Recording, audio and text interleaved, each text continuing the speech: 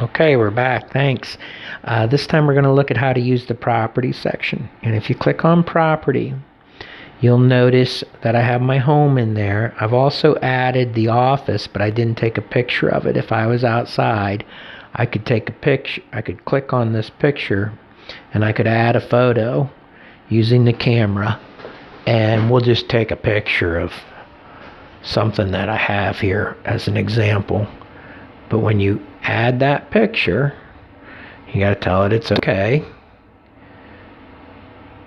Then you'll have added the property. And in all the cases when you're filling this application out, the check mark in the upper right hand corner is what you have to press to save what you've done.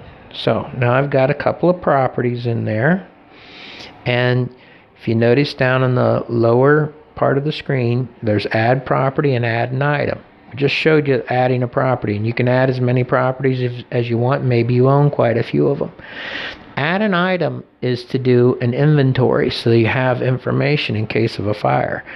Now, I'm not one who believes in adding a whole bunch of things to an inventory, but a few things I do think are great ideas is to add pictures of walls and rooms, because that'll help you remember things.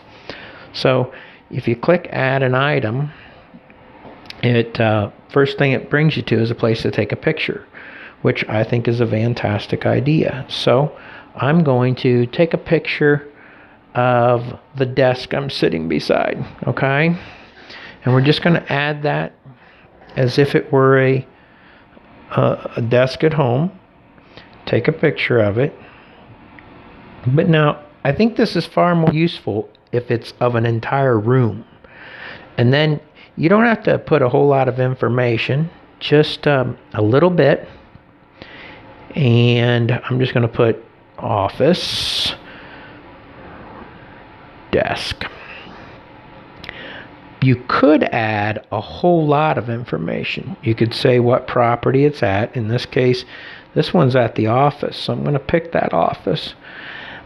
You could have different categories and what room it's in and cost and manufacturer and when you bought it and serial number.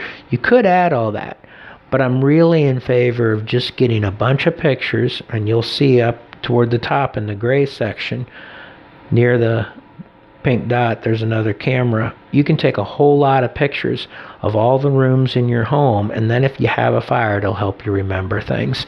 And that's the easy, fast way of ending up with a very useful inventory.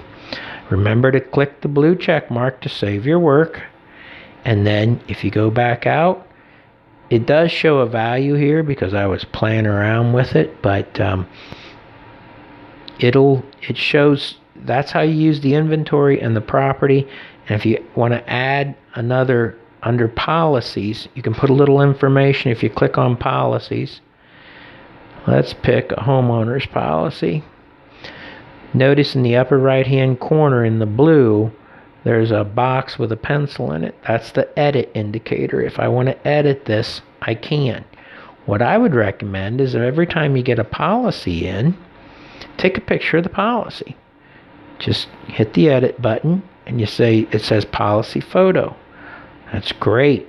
You know, set the date, take a picture of that policy, and delete the old picture.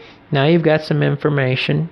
Maybe not tons of information, but certainly enough to file a claim if you need to, or have it in an emergency. And you can do that with any of the policies that you have. Now we're in the property section. There's a separate one for the auto, but go ahead. It'll work great.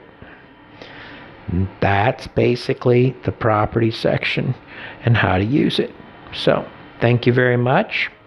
And when you come back, we'll work on the auto section.